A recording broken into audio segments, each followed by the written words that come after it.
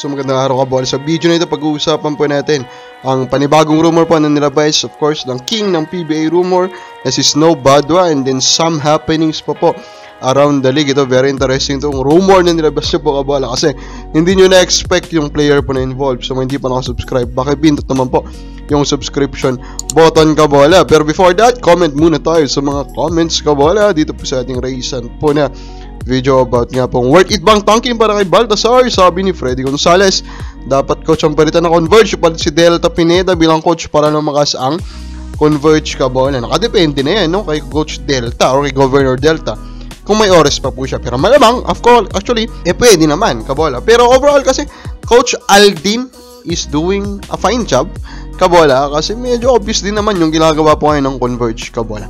Now, meron interesting dito na pagbabago sa mga rules, ano? Yung All-Star nila kabola, magkakaroon ng additional 4. So, kung dati 12-12 lang, ngayon 14-14 na. Yung additional 4 na yun, it will be voted by the players and the coaches kabola. I am fine with the suggestion kabola, or with this new rule kabola, pero overall, I do not think it will be that much of a help, diba? So, for ito nga po, ayaw nila masyado ng marami daw na snubs kabola kasi naging isang malaking usapin yan, no? Last All-Star kabola. Pero overall, we all know naman na yung pong All-Star is a picture of what is happening in the league, and the All-Star is telling us kabola kung gaano po currently ka-one-sided kabola or hindi po fair ang nagiging distribution po ng star level players. And then Blackwater Elite naman, may dalawa pong interesting signing. Of course, ito po yung mga draft picks nila. Ito nga po si Kweko Teye kabola at saka si Concepcion. 2 players who played well in the recent MPBL kabola. Of course, si Kweko Teye, ito yung talagang inaabangan dyan kabola. He did well in the MPBL. He did well in San Beda. He can be their main scorer kabola kung mabilis po siyang mag-develop. Ito nga po sa Blackwater Elite kabola. Napunta na tayo dun sa rumor, no? Marami ito mga inaabangan natin. Ito nga pong post is Snow. Team wants to trade controversial guard who reportedly doesn't abide by the game plan and team system. The player is said to have a world of his own. Matigas ang ulo. Kuliklik said, pag ganyan ang ugali ng player, pakamatay pang mga kampi na talon tayo. Clue, andyan niya. Sabi niya kabola. So, of course, if you look po at the post, actually medyo obvious, no? Yung part na pakamatay, Snow Badwa posted this in different social media kabola. So, malamang hindi po yan mistake. So, Mac, sino bang player papasok po sa isip natin? Of course, wala na pong iba kundi itong si Mac Talio.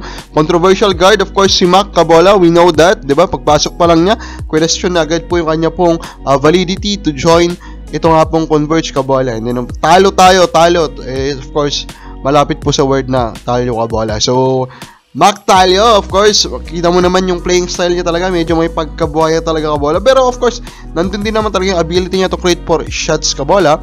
Pero yun nga, di ba, kung hindi talaga naman siya naglalaro using po the system, system coach pa naman itong si Coach Aldin Ayo, talagang magiging malaking issue po yan. Now, ang tanong, which 3 teams should try to trade for him? Di ba yan? Blackwater Elite should be one of the options kabola.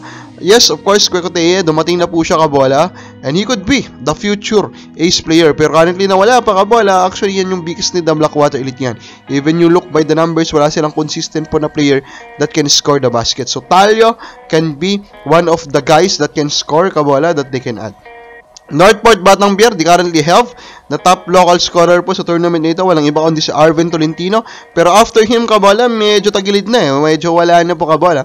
Munzon is their second best local scorer pero very inefficient siya. So, Talio, pag yan po, napaglaro ng maayos kabola, he can be their off-the-bench scorer kabola that they need.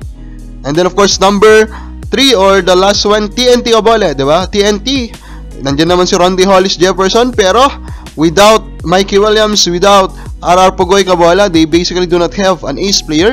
Of course, Talio is not really an ace player type because of his skill level, pero he can still score and they need that kabola. So, kabola, sino dito ang gusto mong makipag-trade po to get Talio? Comment lang po sa baba.